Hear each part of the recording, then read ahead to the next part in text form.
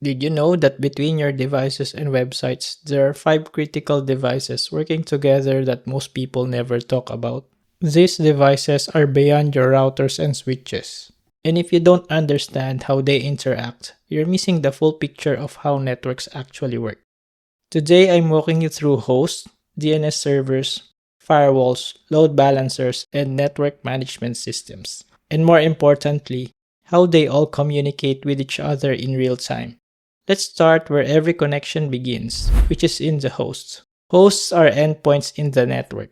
It can be your laptop, phone, web servers, or anything that can have an IP address, so even smart fridges. Hosts are where data journeys start and end. But here's the problem. When you type worldvids.com, your laptop doesn't know where that is. It needs to ask the DNS server. DNS stands for Domain Name System. It serves as the internet's phone book translating website names to IP addresses. First, your host asks the DNS, "What's the IP for worldvids.com?" Then the DNS responds, "It's 142.251.186.70." Now your host knows exactly where to send its request. Without DNS, you need to memorize IP addresses for every website. But knowing where to go isn't enough for large networks. You still need permission to get there. This is where the firewall steps in. They are like security guards in the network. They decide whether to allow or deny traffic. There are different types of firewalls. Host firewall, which are configured inside your hosts. They filter traffic on the host level. Example of these are Windows Firewall and IP tables for Linux. The other type is network firewall, which are devices in the network.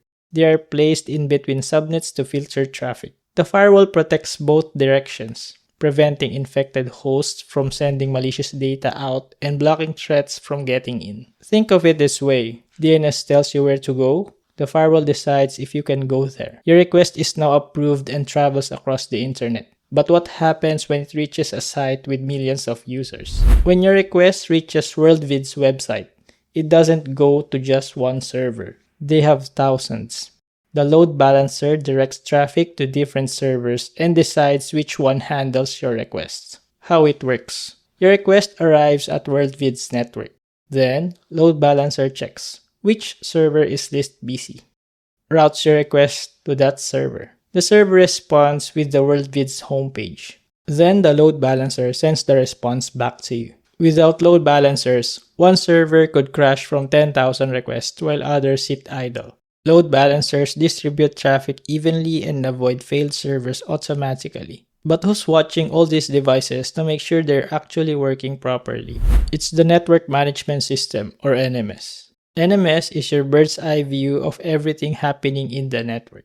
Some NMS are not limited to network components like routers and switches. It can also extend to hosts, DNS, firewalls, and load balancers. Most of the time, it uses SNMP to monitor devices. Here's a sample of what it monitors: host availability, resolving of DNS, firewall blocking, load balancer traffic distribution, traffic throughput on router interfaces, CPU and memory utilization of devices. Here's a real-world example. If a link suddenly went down and traffic drops, the NMS detects it, alerts you with logs, and lets you fix remotely. Without NMS, managing a network would be chaos. You wouldn't know when devices fail until users start complaining.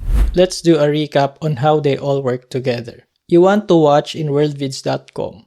First, the host looks for worldvids.com. Then, the DNS will reply with the IP address. After that, firewall will allow the traffic. And load balancer will send you to the least busy server. The server responds with your video back. Firewall allows the response, and video plays in the host. And lastly, the NMS quietly monitors everything the entire time. And that's it for this video. Like and subscribe for more networking videos. See you next time.